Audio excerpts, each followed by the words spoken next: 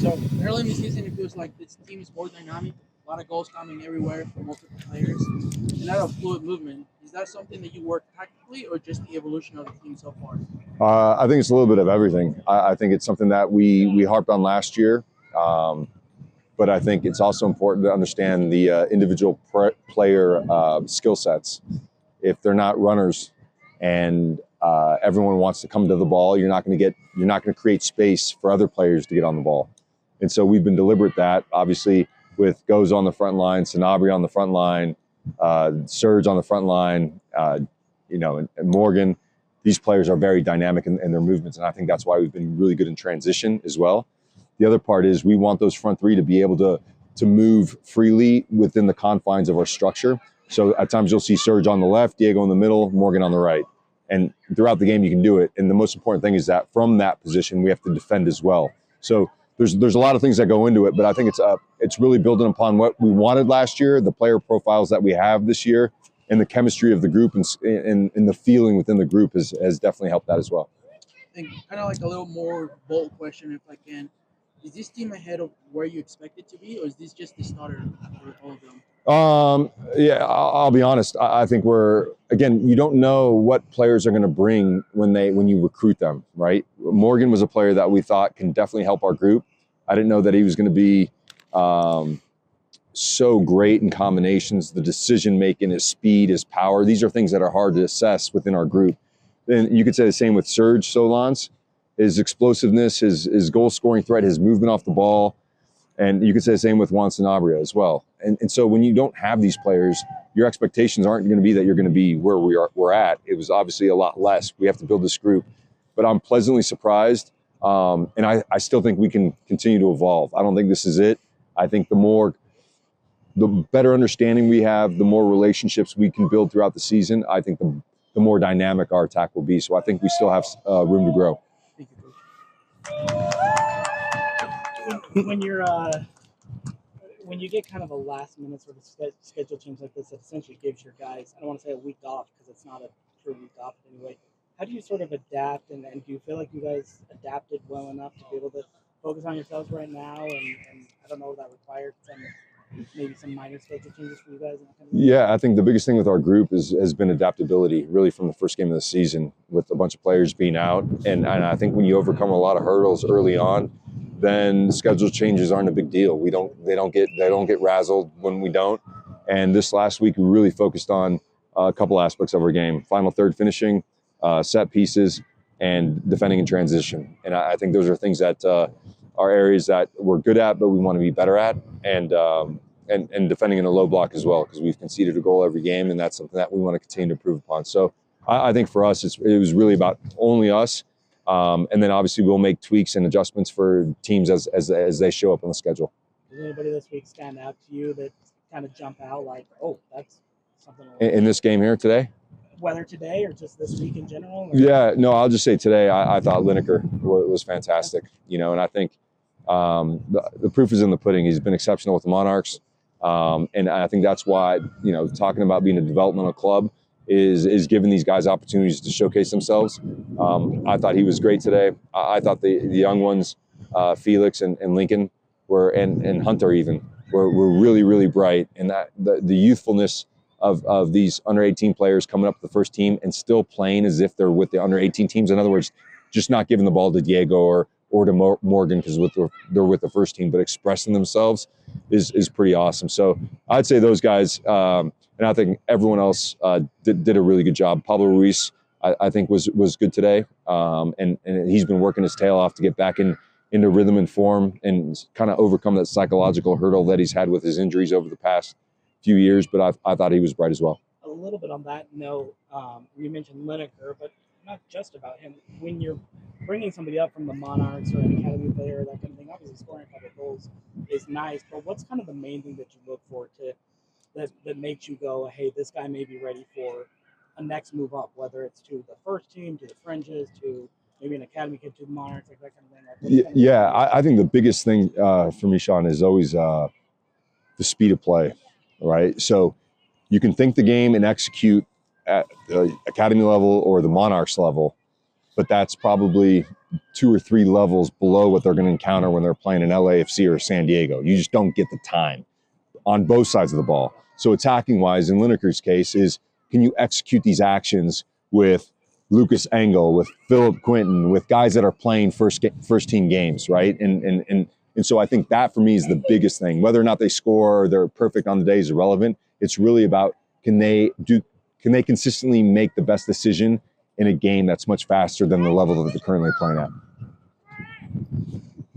Pablo, during an event like today where you get to try out so many different combinations that you may not get to try during an actual match, what kind of insight does that give you going into a competitive match? Yeah, I think it provides us a lot of different, ways to look at the group. A lot of the guys haven't played a lot of minutes, and so just seeing how they work, like Pablo Ruiz, for example, how he worked with Noel in the first half and how he worked with Luca in the second half. Those are really important.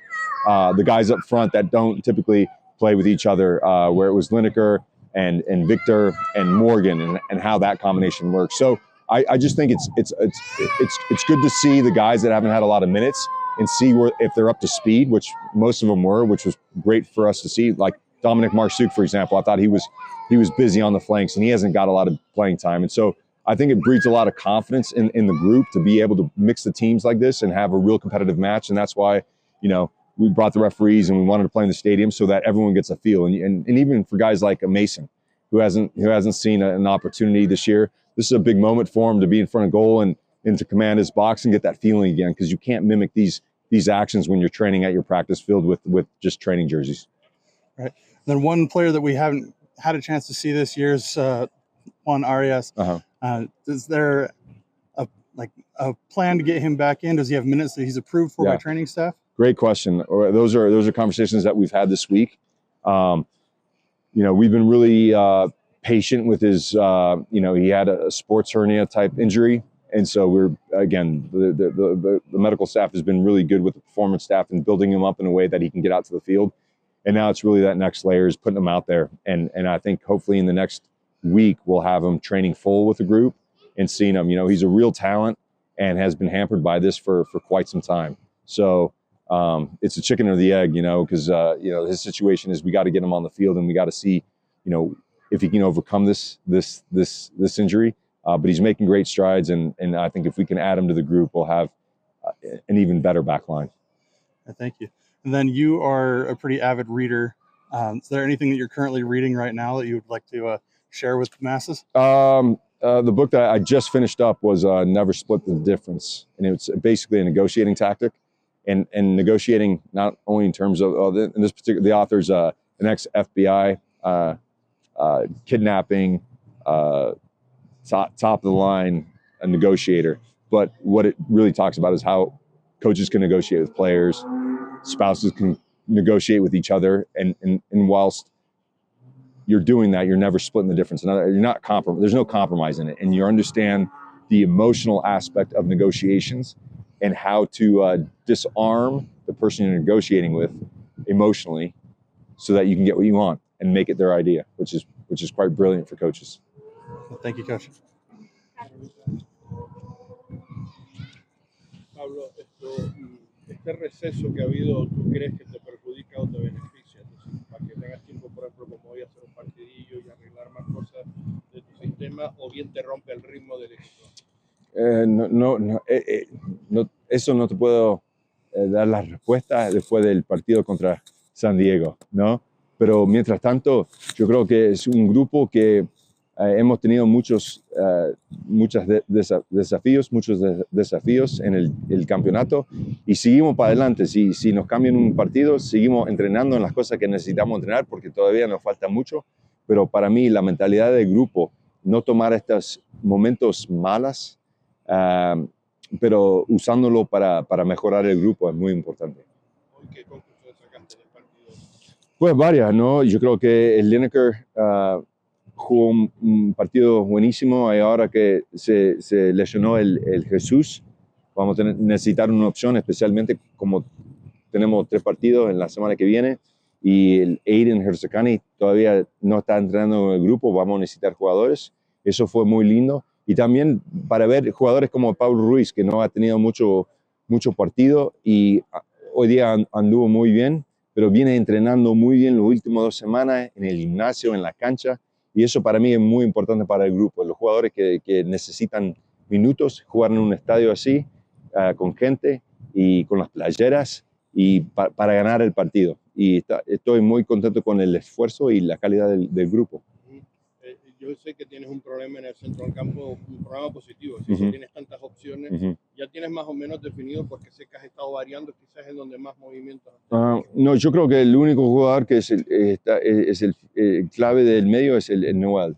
Es el que controla todo el partido, el tema ofensiva, pero también defensiva, comunica muy bien, está aprendiendo el liderazgo de esa posición, y para mí es el jugador clave. Los demás yo creo que tenemos opciones lindas, dependiendo en el rival. Vas a depender más del rival que de la forma que te muestren ellos en el entrenamiento. Pero los dos. No soy un entrenador que quiere cambiar todos los partidos, porque después la confianza del jugador se baja.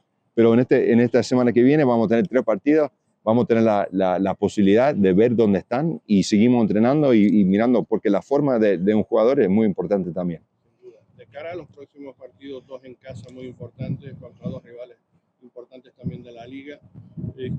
También veo que tienes algunos movimientos a la parte de arriba, de jugar con 2 medias puntas y un punta, o jugar con un media punta y 2 puntas. ¿Qué prefieres jugar, y sobre todo para esos 2 partidos que vienen ahora? No, yo creo que, mira, cuando hacemos los saques de meta, jugamos con 2.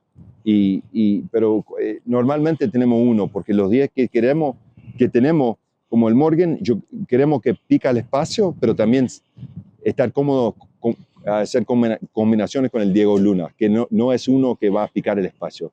Y para mí el clave es el Morgan, porque cuando él se va para adelante, jugamos con 2. Si se queda en el medio, jugamos con 1 de punta, con el Sergi, el Diego y el Morgan en las posiciones. ¿Y dónde lo prefieres? ¿Sabe? Para mí siempre hablamos de hay que leer el partido. ¿Qué son los espacios que están dando los rivales? Y eso lo queremos ocupar, esos espacios los queremos ocupar. Y para mí, el Diego es muy inteligente, el Morgan muy inteligente, y también el Sergi. Son muy inteligentes jugadores, y por eso podemos tener la flexibilidad enfrente con los 3 para decidir. A veces uno va a la izquierda, el otro.